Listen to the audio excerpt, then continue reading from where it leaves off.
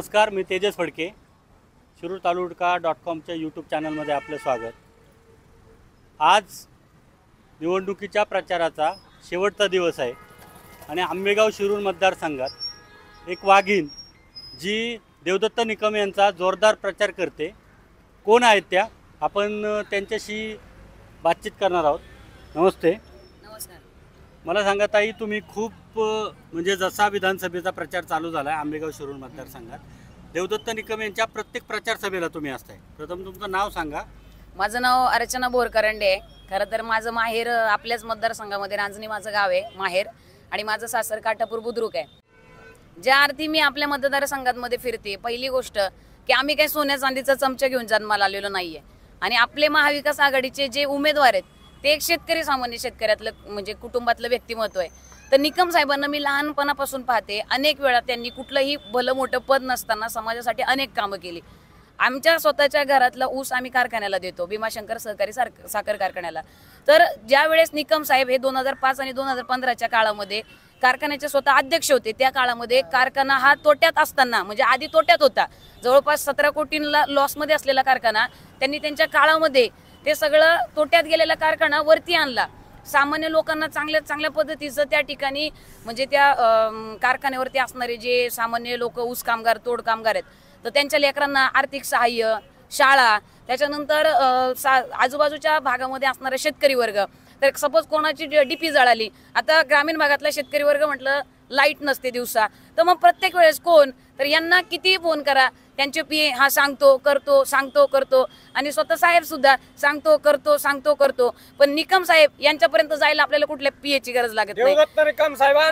म्हणजे त्यांच्यापर्यंत जायला आपल्याला कुठल्या पीएची गरज लागत नाही.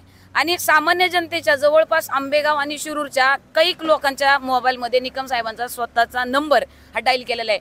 कधीही तुम्ही निमरात्री फोन करा, लगेच उचलणार आहे. माझ्या स्वतःच्या बाबतीत ते अनुभव आलेत. आणि ज्या वेळेस कारखान्याची सर्वसाधारण वार्षिक सभा झाली, त्या सभेमध्ये जेव्हा निकम साहेब शेतकऱ्यांचे प्रश्न मांडायला गेले, त्यावेळेस तिथं दडपशाही, हुकुमशाही, गुंडशाही केली आणि एका सामान्य शेतकरीच्या पोराचा आवाज दाबण्याचा प्रयत्न केला. सगळ्यात मोठी खंत जिव्हाराला जर कुठली लागली असेल आंबेगावकरांच्या, शिरूरकरांच्या, तर ती लागलेली आहे. आणि तिथून पुढं निकम साहेबांनी ज्यावेळेस कारखान्यावर अध्यक्ष असताना त्यांच्या काळामध्ये राष्ट्रीय म्हणजे आपल्या राष्ट्रीय स्तरावरचे जवळपास 2 ते 3 मोठमोठे पुरस्कार कारखान्याला मिळवून दिले. त्या व्यतिरिक्त 10 पुरस्कार सुद्धा कारखान्याला मिळाले.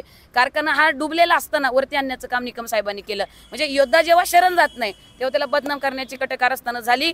आणि काही लोकांच्या नजरेमध्ये हिरा हा खुपसायला लागला. म्हणजे आपण म्हणतो ना, नाकापेक्षा मोती जड, तसं मग मोती जड झाला तर आपण नाक कापतो का, मोती बाजूला काढतो. मग हा मोती कुठंतरी चमकायला लागला, झळकायला लागला. सामान्य शेतकरी लोकांना वाटायला लागले की नाही, आपल्या सामान्य लोकांचा जो आवाज आहे ते निकम साहेब आहेत, आणि मग त्यांच्या पाठीमागं कुठंतरी उभं राहायचं. आता 30-35 वर्षापासून आपण पाहतोय पवार साहेब त्यांनी या आंबेगावमध्ये अनेक कामं दिलेली आहेत. आता आमदार जेव्हा किंवा एखादे सहकार मंत्री असतील, गृहमंत्री असतील, जे काही पद असतात, जेव्हा त्यांना त्या पदावर जाण्याची संधी मिळते, ते लोकप्रतिनिधी म्हणून तिथं असतात, लोकांचे प्रश्न मांडण्यासाठी असतात.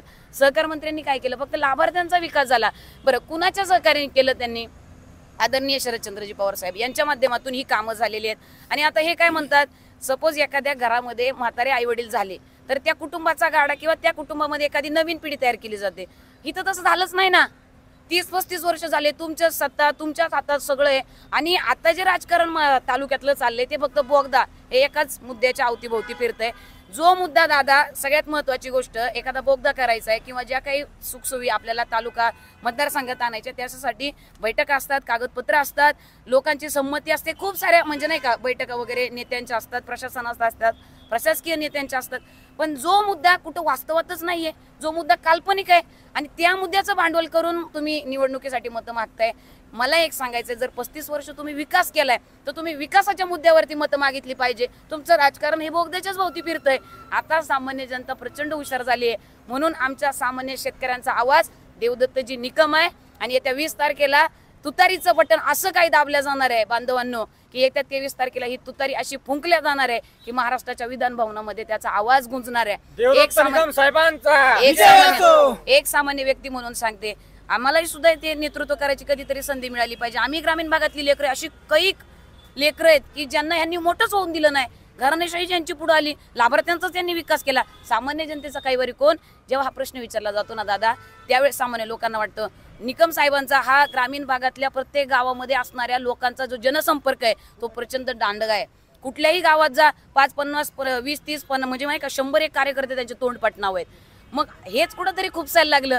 मला इथून या व्हिडिओच्या माध्यमातून एक सांगायचंय, किसी को इतना भी मत डराओ की उसका डर ही खत्म हो जाए. निकम साहेबांना एवढ्या वेळा घाबरवायचा प्रयत्न केला तर त्यांची भीती ही समूळ नष्ट झाली आहे. राजा का बेटा राजा नहीं बनेगा, अब राजा वही बनेगा जो हकदार होगा. आणि निकम साहेब हकदार आहेत, हक्काचे आहेत. आदमी पद से बडा नहीं होता, आदमी कद से बडा नहीं होता, आदमी अपने किरदार से बडा होता है. आणि निकम साहेबांनी तो किरदार बनवलेला आहे मतदारसंघामध्ये.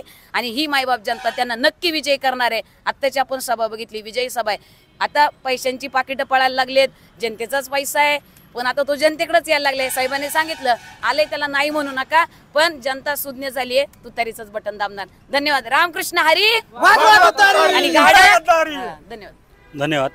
आपण पाहिलं शिरूर आंबेगाव मतदारसंघात जसं प्रचार संपत आला आहे तसं वातावरण गरम झालं आहे. असेच नवनवीन व्हिडिओ पाहण्यासाठी आमच्या शिरूरतालुका.com च्या यूट्यूब चॅनलला लाईक करा, सबस्क्राईब करा आणि शेअर करायला विसरू नका. धन्यवाद.